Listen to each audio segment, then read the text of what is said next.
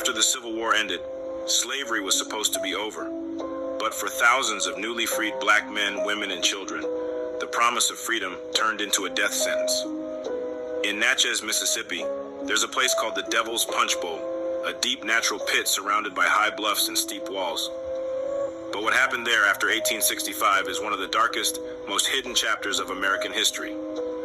When enslaved Africans were finally freed, thousands fled to Natchez hoping for safety, protection, and a new life.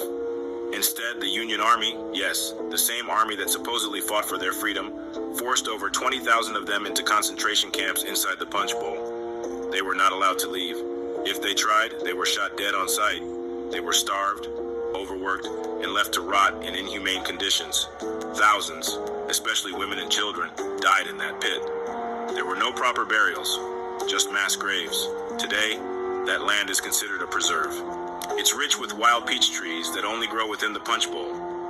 The soil is said to be fertile, fed by the bodies of our ancestors who were dumped and buried there without dignity, without names. Locals say the peaches are sweet, but nobody eats them. Not out of superstition, but out of respect. Because the fruit that grows there was watered by the blood, bones, and suffering of freed black people who were never truly freed. This wasn't a war crime against enemies. It was state-sanctioned genocide against the very people America promised to liberate. And now, it's barely mentioned.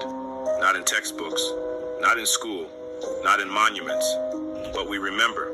We speak their names even if we don't know them.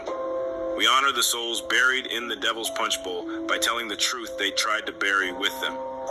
Because if we don't tell it, who will?